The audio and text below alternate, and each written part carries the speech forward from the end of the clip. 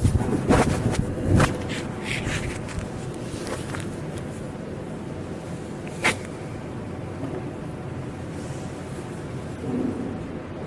عليكم ورحمة الله وبركاته. الحمد لله نحمده ونستعينه ونستغفره ونؤمن به ونتوكل عليه ونعوذ بالله من شرور أنفسنا ومن سيئات أعمالنا. من يهده الله فلا مضل له ومن يضلل فلا هادي له. وأشهد أن لا إله إلا الله وأشهد أن محمدا عبده ورسوله. أما بعد فإن خير الحديث كتاب الله وخير الهدي هدي محمد صلى الله عليه وسلم وشر الأمور محدثاتها وكل محدثة بدعة وكل بدعة ضلالة وكل ضلالة في النار. أعوذ بالله من الشيطان الرجيم. بسم الله الرحمن الرحيم. قاف والقرآن المجيد بل عجبوا أن جاءهم منذر منهم فقال الكافرون هذا شيء عجيب أإذا متنا وكنا ترابا ذلك رجل بعيد.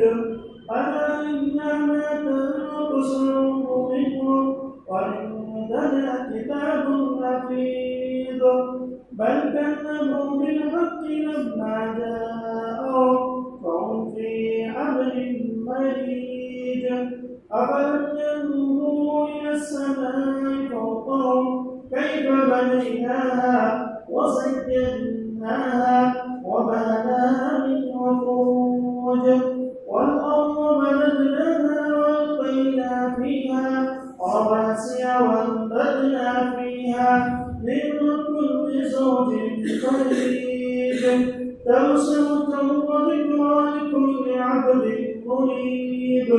ونزلنا من السماء ماء مباركا فأنبتنا به جنات وحب الحصيد والنخل باسقات لها طلع مزيد رزقا للعباد وأحيينا به بلدة ميتا كذلك الخروج. كذبت قبلهم قوم نوح وأصحاب الرس وثمود وعاد وفرعون وإخوان لوط وأصحاب الأيكة وقوم تبع كل كذب الرسل فحق وعيد. أفعينا بالخلق الأول بل هم في لبس من خلق جديد. قال الله تبارك وتعالى في القرآن الكريم إذا جاء نصر الله والفتح ورأيت الناس يدخلون في دين الله أفواجا فسبح بحمد ربك واستغفر إنه كان توابا. تمام طرح کی تعریفیں حمد و ثنا بڑائیوں کی لیے آئی تھی اس اللہ رب العالمین کے لائق و زیبا ہے جو تمام جہانوں کا پالنہار ہے.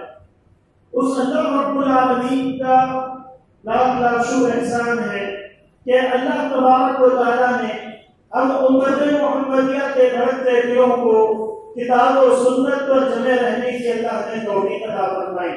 اور اللہ سے دعا کریں کہ اللہ رب العالمین ہمیں مرتے دم تک دین پر ثابت قدم رہنے کی توفیق عطا فرمائے اور اللہ کا ذکر ہمارے زبانوں پر ہمیشہ باقی رہنے کی اللہ ہمیں توفیق عطا فرمائے اور مجھے اور آپ کو اس بات کی توفیق نصیب فرمائے کہ ہمارا اٹھنا بیٹھنا یہ اللہ کی یاد میں ہو.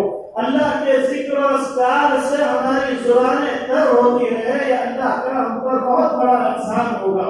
یہ چھوٹی سی حمد و ثنا کے بعد درود و سلام کا نزول ہو گیا میرے اور آپ کے آخری نبی آمینہ کے لال مدینہ کے سردار جناب محمد رسول اللہ صلی اللہ علیہ وسلم پر.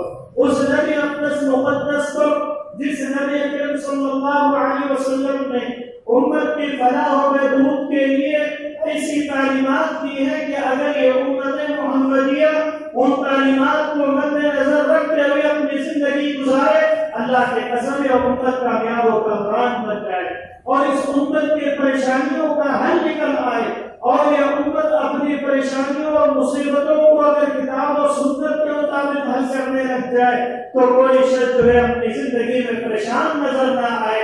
اس نبی پر درود و سلام پر حضور رجیو اللہم صلی علی محمد وعلی آل محمد کما صلیت علی ابراہیم وعلی آل ابراہیم انک حمید مجید اللہم بارک علی محمد وعلی آل محمد کما بارکت علی ابراہیم وعلی آل ابراہیم انک حمید مجید۔ محترم سامعین، میں نے آپ حضرات کے سامنے قرآن کریم کی ایک اہم سورت جس کے اندر اللہ تبارک و تعالیٰ نے امت محمدیہ کو استغفار میں تعلیم دی ہے، اور اسی طرح سے اس امت کو اس بات کا پیغام دیا گیا ہے کہ اے امت محمدیہ کے لوگوں، تمہیں اپنی زندگیوں کے اندر چاہے تم گناہ کر رہے ہو یا نہ کر رہے ہو، یا تمہارا اٹھنا بیٹھنا اچھے لوگوں کے ساتھ ہو یا برے لوگوں کے ساتھ ہو، تمہاری زندگی جیسے بھی گزر رہی ہو، لیکن تمہیں اپنی زبانوں پر استغفار کو باقی رکھنا پڑے گا۔ اللہ کے ذکر کو ہمیشہ تمہیں اپنے زبانوں پر نافذ کرنا پڑے گا، تبھی جا کر تمہاری زندگیاں سنوریں گی، تبھی جا کر تمہاری زندگیوں کے اندر خوشحالیاں آئیں گی، تبھی جا کر تمہاری اولاد نیک بنے گی، تبھی جا کر تمہارے مال کے اندر برکتیں ہونی شروع ہو جائیں گی۔ کیوں؟ کیونکہ آپ حضرات کو معلوم ہے کہ استغفار کہتے ہیں کس کو ہے کہ انسان استغفار کا مطلب یہ سمجھتا ہے، مسلمان استغفار کا مطلب کچھ یہ سمجھتے ہیں کہ کوئی گناہ ہو گیا، گناہ ہو جانے کے بعد ندامت ہو گئی، اس کے بعد جو اللہ سے ہم معافی مانگتے ہیں صرف اسی کا نام استغفار نہیں، گناہ کے بعد جو معافی مانگتے ہیں اسی کا نام صرف استغفار نہیں، بلکہ بغیر گناہ کے بھی اللہ رب العالمین سے ہم بخشش طلب کرتے ہیں، اس کو بھی استغفار کہا جاتا ہے، اسے بھی استغفار کہا جاتا ہے۔ اور انسان جب اپنی زبان سے اللہ رب العالمین کا ذکر کرنے لگتا ہے، اللہ کو یاد کرنے لگتا ہے، تو اس کے گناہ تو مٹتے ہی مٹتے ہیں اور اس کی نیکیاں بھی بڑھتی چلی جاتی ہیں اور اس کی زندگی کے اندر خوشیاں آتی چلی جاتی ہیں۔ کیوں؟ کیونکہ انسان جب استغفار کرنے لگ جائے، اگر اس کی زبان کے اندر اللہ کا ذکر استغفر اللہ استغفر اللہ استغفر اللہ کا ورد اس کی زبان پر ہونے لگے، اللہ کی قسم ہے اس کی زندگی کے اندر خوشیاں نظر آنے لگتی۔ کیوں؟ کیونکہ جو سورت میں آپ کے سامنے پڑھی اس میں اللہ تبارک و تعالیٰ نے استغفار کا صحیح مفہوم بتلایا کہ لوگوں تم استغفار جو تم سمجھ رہے ہو کہ کیسے استغفار سمجھتے ہیں کہ گناہ ہو گیا، گناہ ہونے کے بعد جب ہم اللہ کے سامنے معافی مانگتے ہیں، اللہ کے سامنے جب ہم توبہ استغفار کرتے ہیں، صرف وہی استغفار سمجھتے ہیں، ایسا نہیں ہے، بلکہ کیا کہا گیا؟ اذا جاء نصر اللہ والفتح، یہ نبی کریم صلی اللہ علیہ وسلم کو پیغام دیا گیا، اور قرآن کریم کی آخری آیت کریمہ، قرآن کریم کی آخری سورت کہ یہ کیا کہا گیا؟ جو نازل ہونے کے اعتبار سے جب دیکھا جائے تو اللہ رب العالمین کو اپنے پیغام جو اللہ کے نبی نے پہنچایا تھا اس کا اختتام کرنا مقصود تھا، اس پیغام کا اختتام کرنا مقصود تھا۔ اللہ کے نبی کو جو میسج دے کر بھیجا گیا، اللہ کے نبی جناب محمد رسول اللہ صلی اللہ علیہ وسلم نے امت کے سامنے اس پیغام کو پہنچا دیا، اس پیغام کو امت کے سامنے پہنچا دیا، تبھی آیت کریمہ نازل ہوئی۔ یہ آخری آیت کریمہ جو اللہ رب العالمین نے نازل کی، اذا جاء نصر اللہ والفتح، کہ جب تمہارے پاس اللہ کی مدد آ جائے گی، جب تمہارے پاس اللہ کی نصرت آ جائے گی، وَرَأَيْتَ النَّاسَ يَدْخُلُونَ فِي دِينِ اللَّهِ أَفْوَاجًا، اللہ کے نبی کو مخاطب کیا گیا کہ اے محمد صلی اللہ علیہ وسلم، جب تمہارے پاس اللہ کی مدد آ جائے، جب تمہارے پاس اللہ کی نصرت آ جائے، وَرَأَيْتَ النَّاسَ، اور تم لوگوں کو دیکھو گے، تم لوگوں کا نظارہ کرو گے، وَرَأَيْتَ النَّاسَ يَدْخُلُونَ فِي دِينِ اللَّهِ، کہ وہ لوگ اللہ کے دین میں جو داخل ہو رہے ہوں گے، اللہ کے دین کو اپنا رہے ہوں ہوں گے، مسلمان بن رہے ہوں گے، کفر سے اپنے آپ کو ہٹا کر کفر کی وادیوں سے نکال کر اسلام کی وادیوں میں آ رہے ہوں گے، اور کفر کی ضلالت سے نکل کر اسلام کی دولت کی طرف پلٹ رہے ہوں گے۔ جب تم ان ایسے لوگوں کو دیکھ لو کہ لوگ جو فوج در فوج لاکھوں کی تعداد میں مسلمان ہو رہے ہو، اور جب آپ ایسی صورت دیکھ لیں گے تو تمہیں کیا کرنا ہے؟ تمہیں اس بات کا خاص خیال رکھنا ہے، فسبح بحمد ربک، آپ اپنے رب کی تسبیح بیان کریں۔ یہ کام کیا تھا؟ پیغام اللہ کے نبی صلی اللہ علیہ وسلم نے امت تک پہنچا دیا۔ اچھا کام کرنے کے بعد بھی اللہ کا حکم دے رہا ہے کہ اے نبی آپ کو اللہ کی تسبیح بیان کرنا۔ اس سے کیا بات معلوم ہوتی ہے؟ اس آیت کریمہ سے بات معلوم ہوتی ہے کہ صرف گناہ کی ادا ہی استغفار نہیں کیا جاتا ہے، بلکہ نیکی کرنے کے بعد بھی انسان کو استغفار کرنا چاہیے۔ نیکی کرنے کے بعد بھی اللہ سے ہمیں دعا کرنا چاہیے کہ اے اللہ جس انداز سے وہ کام کر نہیں سکا، اے اللہ اس میں اگر کوئی کوتاہی ہو گئی ہے تو اللہ اسے کو معاف کرو۔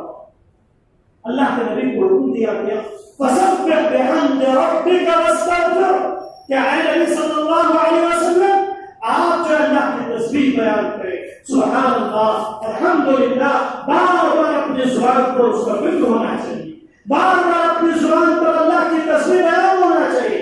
آج میرے اور آپ کے حالات کیا ہیں؟ ہماری زندگیاں کیسی گزر رہی ہیں؟ آج ہم معاشرے پر ایک آئینہ نظر دوڑاتے ہیں، اللہ کے قسم ہے خون کے آنسو ہونے کا من کرتا ہے۔ ہماری زبانوں سے کلمے تو دور کی بات، ہماری زبانوں سے تسبیح و تحلیل بھی ختم ہوتی چلی گئی۔ آج ہماری مسجدیں استغفار سے محمود ہیں، آج ہمارے گھر توبہ استغفار سے مفعول ہیں، آج ہمارے گھروں کی عورتیں استغفار نہیں کرتی، ان کی زبانوں پر تسبیحات نہیں ہوتے۔ پہلے کی عورتوں کو آپ دیکھیں، ایک ایک گھنٹہ استغفار میں بیٹھ جایا کرتی تھی۔ آج میں ایسے افراد آپ کو ملیں گے وہ کسی کونے میں بیٹھے ہوئے اللہ کو یاد کر رہے ہیں، سبحان اللہ، الحمدللہ، اللہ اکبر، لا الہ الا اللہ، استغفر اللہ، استغفر اللہ، استغفر اللہ کا ذکر کر رہے نظر آتے ہیں۔ لیکن آج وہ مائیں کہاں چلی گئی؟ آج وہ عورتیں جو اپنے پورا وقت اللہ رب العالمین کے ذکر میں کیا کرتی تھی، اسلاف کی زندگیوں میں یہاں تک ملتا ہے کہ وہ جو جیسی بھی حالت میں ہوتی، اگر وہ کھانا پکا رہی ہوتی تو ایسی صورت میں بھی پکاتے پکاتے اپنی زبان کو چلا رہی ہوتی، سبحان اللہ، الحمدللہ، اللہ اکبر۔ یہ اتنے آسان الفاظ کہ اللہ کے نبی صلی اللہ علیہ وسلم نے بتلایا کہ اگر انسان استغفار کرتا رہے، توبہ اور استغفار اگر اس کی زندگی کا شیوا بن جائے، اگر وہ اس حالت میں مرتا ہے، اس کا سید الاستغفار اگر صبح پڑھ لے، شام ہونے سے پہلے اگر اس کی وفات ہو جائے تو ایسا شخص جنتی ہے، ایسا شخص جنتی ہے۔ آج ہمیں ہماری اپنی زندگیوں کا ہمیں مطالعہ کرنا چاہیے، ہمیں دیکھنا چاہیے کہ ہماری زبانیں کس کے لیے کھلی ہوئی ہیں، ہم اپنے ذکر و اذکار میں اللہ رب العالمین کو یاد کر رہے ہیں کہ نہیں کر رہے ہیں، ہمارے صبح و شام کیسے گزر رہے ہیں، ہمارے معاشرے کے اندر ہمارے نوجوان نسل، ہمارے بوڑھے حضرات، بوڑھی مائیں اور گھروں کے اندر تمام کے افراد کے حالات کیا ہیں، ہم کیسی زندگی گزار رہے ہیں۔ اور اتنے گناہ ہو جانے کے باوجود میں نے تو یہ بات بتلائی کہ نیکی ہونے کے بعد استغفار کا حکم دیا جاتا ہے۔ اللہ کے نبی نے جو پیغام پہنچایا ہم اور آپ تک، وہ کام اچھا تھا یا برا تھا؟ اللہ کے نبی نے جو دعوت و تبلیغ کا کام امت تک پہنچایا وہ کام اچھا کام تھا۔ پیغام پہنچانا، دعوت و تبلیغ کو عام کرنا، اللہ کے نبی کی پوری دعوت ہونے کے بعد اللہ کیا کہہ رہا ہے کہ اے نبی صلی اللہ علیہ وسلم آپ استغفار کریں، آپ استغفار کریں، آپ کی محنت، آپ کی دعوت امت تک پہنچ چکی ہے، امت تک آپ کا پیغام آ چکا ہے، اب آپ جو ہے استغفار کرتے رہیں، فسبح بحمد ربک، آپ اپنے رب کی تسبیح بیان کرتے رہیں، سبحان اللہ، الحمدللہ، اللہ اکبر، لا الہ الا اللہ، اللہم اغفر لی، حسبنا اللہ ونعم الوکیل، یہ دعائیں آپ کا ورد ہونا چاہیے۔ فسبح بحمد ربک، آپ اپنے رب کا نام لیتے رہیے۔ اس سے بات معلوم ہوتی ہے کہ انسان اگر نیکیاں بھی کرتا رہے، وہ یہ نہ سمجھے کہ میں اللہ سے بار بار توبہ استغفار کیوں کروں؟ میں تو گناہ ہی نہیں کرتا، میں تو بہت سارے اچھے کام کرتا ہوں، تو میں کیوں ایسے کروں؟ میں کیوں اللہ کو یاد کروں؟ آج بہت سارے لوگ ایسے ہیں، وہ یہ سمجھتے ہیں کہ ہم نے جو ہے بہت کچھ نیکیاں کر لی ہیں، ہم بہت اچھے کام کرنے والے ہیں، ہم تو گاڑی رکھ لیا ہم نے بہت نیک کام کر لیا، تو ہم اللہ کو کیوں یاد کریں؟ وہ اللہ کو یاد نہیں کرتے، جبکہ اللہ کے نبی کو حکم دیا گیا کہ اے نبی صلی اللہ علیہ وسلم آپ نے دعوت و تبلیغ کو پھیلا دیا، آپ اس کے بعد جو آپ کا کام یہ ہے کہ آپ استغفار کریں، اللہ کو یاد کریں، اللہ کے سامنے روئے، اللہ کے سامنے گر گرائے، پھر واستغفر، اور پھر دوسرا حکم کیا دیا گیا؟ تسبیح تو رات کو بیان کرنی ہے، تسبیح تو رات کو بیان کرنی ہے، اور ساتھ ہی ساتھ آپ کو استغفار بھی کرنا پڑے گا، آپ کو اللہ کے سامنے اپنے گناہوں کی بخشش طلب کرنی پڑے گی۔ ایک کس کو بیان دیا جا رہا ہے، ایک کس کو حکم دیا جا رہا ہے؟ اس نبی کو حکم دیا جا رہا ہے جس نبی کے اگلے پچھلے تمام گناہ معاف کر دیے گئے، اگلے پچھلے تمام گناہ معاف کر دیے گئے، اس نبی کو یہ پیغام دیا جا رہا ہے کہ آپ کو استغفار کی ضرورت، آپ کو استغفار کرنا چاہیے، مجھے اور آپ کو کتنا کرنا چاہیے۔ اور حدیث کے اندر آتا ہے اللہ کے نبی جناب محمد رسول اللہ صلی اللہ علیہ وسلم نے فرمایا کہ میں دن میں 100 سے زائد مرتبہ اللہ کے سامنے توبہ استغفار، 100 سے زائد مرتبہ میں استغفار کرتا ہوں۔ صحابہ کرام رضوان اللہ علیہم اجمعین کہتے ہیں کہ ہم اللہ کے نبی کو دیکھا کرتے تھے، اللہ کے نبی صلی اللہ علیہ وسلم جس مجلس میں ہوتے آپ جو ہے استغفار پڑھا کرتے تھے، آپ استغفار پڑھا کرتے تھے، آپ کی زبان سے اللہ کی یاد ہمیشہ تازہ رہا کرتی تھی۔ اللہ کے نبی کو جب موقع ملتا آپ اللہ کے نبی صلی اللہ علیہ وسلم اپنی زبان سے استغفار کیا کرتے تھے۔ ایک حدیث میں آتا ہے کہ اللہ کے نبی نے فرمایا کہ میں دن میں 70 سے زائد مرتبہ توبہ اور استغفار کرتا ہوں۔ اللہ دیکھیے نبی کا عالم یہ ہے، تو میرا اور آپ کا عالم کیا ہونا چاہیے؟ آج جو حالات ہیں ان حالات میں میں نے آپ کے سامنے تدابیر بدلائے، میں نے آپ کے سامنے احتیاط بدلائے، میں نے آپ کے سامنے اس کے حقوق کے دفاع بدلائی، میں نے آپ کے سامنے مسلسل کئی جمعوں سے میں باتیں بتا رہا ہوں، اور خاص طور سے جمعہ میں توبہ اور استغفار۔ استغفار ایک ایسی چیز ہے کہ اگر وہ انسان کے ساتھ اگر وہ لگ جائے تو انسان کی زبان کبھی جو ہے اللہ کو یاد کرنے سے محروم نہیں ہو سکتی۔ آج ہمارے بچوں کی زبانوں پر گالیاں نظر آتی ہیں، آج ہمارے بچوں کی زبانوں پر گانے یاد ہو جاتے ہیں، لیکن استغفار کے کلمات یاد نہیں ہو پاتے۔ بہت سارے تو ایسے ہیں جنہیں سورہ فاتحہ تک یاد نہیں ہوتا ہے۔ آپ سوچیں حدیث میں کیا آتا ہے؟ لا صلاۃ لمن لم يقرأ بفاتحة الكتاب، کہ جس شخص کی نماز نہیں ہو پاتی ہے جس کی اس نماز میں سورہ فاتحہ نہ پڑھی ہے، جس کو سورہ فاتحہ آتی ہی نہ ہو تو اس کی نماز کا کیا عالم ہوگا؟ اللہ کے نبی نے کیا فرمایا کہ جس نماز میں سورہ فاتحہ نہ پڑھی جائے اس کی نماز نہیں ہوتی ہے، اور جس کو سورہ فاتحہ ہی نہ آتی ہے صحیح سے اس کا کیا عالم ہوگا؟ اس کی نمازوں کا کیا عالم ہوگا؟ اس کے جسے قرآن نہ پڑھنا آتا ہو، جس کی زبان پر اللہ کا نام لینا نہ آتا ہو، کلمہ اسے یاد نہ ہو، سبحان اللہ اپنی زبان سے نہ نکال پاتا ہو، تو اس کی نمازیں کیا ہوں گی؟ اس کی زندگی کے حالات کیا ہوں گے؟ یہ سب کیا؟ یہ سب انسان کی زندگی سے جڑی ہوئی چیزیں ہیں، کیونکہ انسان اگر ان سے دور ہو جائے اللہ کی رحمتیں اس کے اوپر سے اٹھا لی جاتی ہیں، اللہ کی رحمتیں اس کے اوپر سے اٹھا لی جاتی ہیں۔ اور اللہ رب العالمین جو بندہ اللہ کو یاد کرتا ہے اللہ تعالیٰ اس بندے کو یاد کرتا ہے، جو بندہ اللہ کی مدد کرتا ہے ان تنصروا اللہ ینصرکم، اللہ نے کیا کہا؟ یا ایھا الذین آمنوا ان تنصروا اللہ ینصرکم، کہ لوگوں اگر تم اللہ کی مدد کرو گے، اللہ کو یاد کرو گے، تمہاری زبانوں پر اللہ کا ذکر ہوگا تو اللہ تعالیٰ تمہیں یاد رکھے گا اور تمہاری پریشانیوں کو دور کرے گا۔ اگر ہم اللہ کو یاد نہیں کریں گے، ہم یہ سمجھیں گے کہ میں کیوں میں گنہگار تھوڑی ہوں کہ میں توبہ استغفار کروں۔ آپ تعجب کریں گے کہ اللہ کے نبی صلی اللہ علیہ وسلم نے ایسے تعلیمات دی ہیں حدیث کے اندر، انسان بیت الخلاء کے اندر جاتا ہے، بیت الخلاء سے جب نکلتا ہے تو کون سی دعا پڑھتا ہے؟ انسان کیا کرتا ہے؟ بہت ساروں کو یہ چیزیں یاد ہی نہیں ہوتی ہے، اس کا اہتمام ہی نہیں کرتے ہیں۔ پھر کیا ہوگا؟ پھیلتی ہے پھر جنات کا اثر، پھر شیاطین کا اثر، پھر خبیثوں کا اثر، پھر جو ہے اس کے بعد برے خیالات کا آنا، اور اس کے بعد اس کی زندگی میں نئی مصیبتوں کا آنا. یہ سب کہاں سے ہوتا ہے؟ ان استغفار اور دعاؤں کا اہتمام نہ کرنے کی وجہ سے. انسان جب بیت الخلا سے نکلتا ہے تو کیا پڑھتا ہے؟ غفرانک پڑھتا ہے. کیا مطلب؟ یہ استغفار کا ایک کلمہ ہے، استغفار کا ایک صیغہ ہے. انسان جب باہر غلاظت کر کے آ جاتا ہے، اللہ کے نبی نے حکم دیا کہ جب وہ مکمل کر کے باہر نکلے تو وہ کیا کہے؟ غفرانک کہے. کیا مطلب اس کا؟ کہ اے اللہ تو مجھے بخش دے، اے اللہ تو مجھ پر رحم فرما، اے اللہ تو مجھے معاف فرما، اے اللہ تو مجھے رحم فرما. کیوں یہ بات کہی؟ دیکھیے اس کے اندر اللہ کے نبی صلی اللہ علیہ وسلم نے جو بات بتائی، اس کے اندر کتنی گہرائی ہے.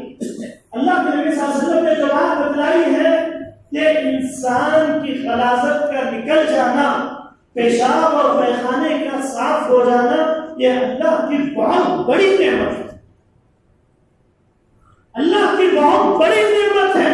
انسان اللہ کی نعمتیں کھانے کے بعد جو اس کی فائدہ مند چیزیں ہوتی ہیں وہ خون کی شکل میں باقی رہ جاتی ہے انسان کے جسم میں.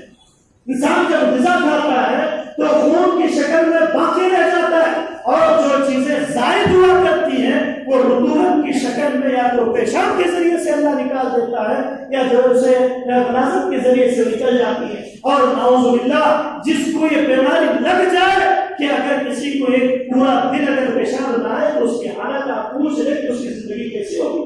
پیٹ پھول جائے گا اور مر جائے گا. اللہ کے نبی نے فرمایا اس پر ذکر اللہ کا اللہ کے سامنے کیا کرنا چاہیے؟ غفرانک.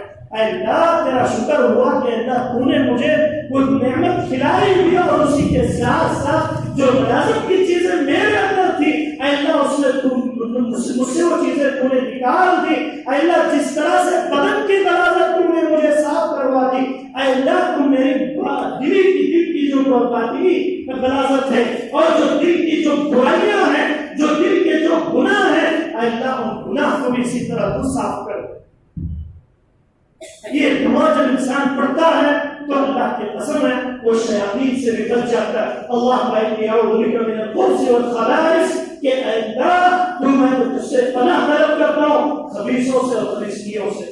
یہ بات اس لیے کہی گئی کہ لوگوں ان استغفار اور اللہ کی یاد میں ہمیشہ رہو گے تو تم جو ہے جب جاؤ گے تو تمہارے لیے خبیثوں کی اور خبائث جو ہوا کرتے ہیں، کیونکہ غلاظت کے اندر ان کا رہنا اور شیوا اللہ رب العالمین نے ان کے لیے اس میں انتظار رکھی ہے، تو لوگ وہاں کرتے ہیں تو ان سے بچنا تمہارے لیے ضروری ہے. پھر جب انسان جب باہر آتا ہے تو غفرانک کے کلمے سے اللہ کی تسبیح بیان کرتا ہے. اور بھی بہت ساری چیزیں آپ دیکھیں گے کہ انسان حج اتنا بڑا کام، حج کا رکن مل جانا، کسی کی زندگی میں حج کا فریضہ مل گیا تو بہت بڑا خوش نصیب. اور حج مبرور اگر اس نے کر لیا تو اللہ کی قسم ہے اس کے گناہ ایسے بھول جاتے ہیں جیسے ماں کے پیٹ سے بچہ بھی نکل کر آیا. لیکن اتنی بڑی نیکی کرنے کے بعد بھی اللہ کا حکم دیتا ہے کہ لوگوں جب تمہارا حج مکمل ہونے کو آئے تو تمہیں ایک دن عرفات میں رکنا پڑے گا. عرفات کے میدان میں تمہیں رکنا پڑے گا، اور وہاں پر کیا کرنا ہے؟ وہاں پر رک کر اللہ رب العالمین کے سامنے تمہیں استغفار کرنا پڑے گا. پوری نیکیاں آدھی انسان کے جسم میں اور اس کے گناہ مل گئے، اس کے بعد اللہ کا حکم دے رہا ہے کہ اللہ کے سامنے استغفار کرو، اللہ کے سامنے اپنے گناہ کی تلافی کر لو، اللہ کے سامنے رو، اللہ کے سامنے گڑ گڑاؤ، اللہ کے سامنے عاجزی و انکساری پیدا کرو. یہ چیزیں تھیں کہ انسان اپنی زندگی میں استغفار کی اہمیت کو سمجھے. استغفار کب کرنا ہے؟ استغفار چاہے گناہ کے بعد ہو، چاہے گناہ نہ کیا ہو، انسان نمازیں پڑھ رہا ہو اس کے بعد وہ استغفار کرے. اللہ میں نے عبادت کی ہے جس طرح سے کرنا تھا، اللہ میں نے نہیں کیا ہے، اللہ وہ حق میں ادا نہیں کر پا رہا ہوں، اللہ تو میری اس نیکی کو قبول فرما. اللہ اس میں جو غلطیاں ہو رہی ہیں اللہ ان غلطیوں کو تو معاف کرنا. یہ اللہ سے ہمیں مجھے اور آپ کو دعا کرنا چاہیے. اللہ رب العالمین سے دعا کرو کہ ہمارے یہاں کہنے والے کو کہنے سے زیادہ, سننے والوں کو سننے سے زیادہ عمل کی توفیق عطا فرمائے, اور ہماری زبانوں پر ہمیشہ استغفار, تسبیح و تحلیل ہونے کے اللہ رب العالمین کو توفیق عطا فرمائے, گناہوں سے دور رہنے کی توفیق عطا فرمائے. یہ جو وبائی بیماریاں پھیل رہی ہیں اللہ رب العالمین اس سے امت محمدیہ کی حفاظت فرمائے, اور جب بھی ہماری موت ہو تو کرنے والی موت نصیب فرمائے. تسبیح و تحلیل پڑھتے ہوئے ہم اس دنیا سے جائیں. آمین. السلام علیکم و رحمۃ اللہ وبرکاتہ.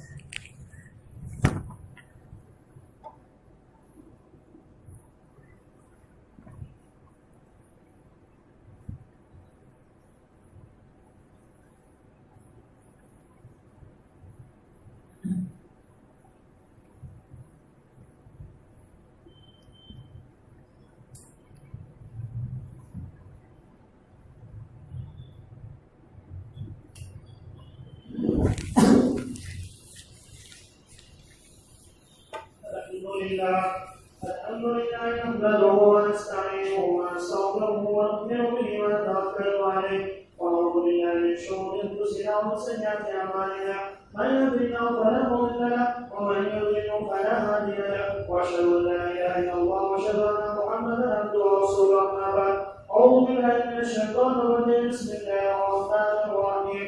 ان الله يأمر بالعدل والاحسان وإيتاء ذي القربى وينهى عن الفحشاء والمنكر والبغي يعظكم لعلكم تذكرون.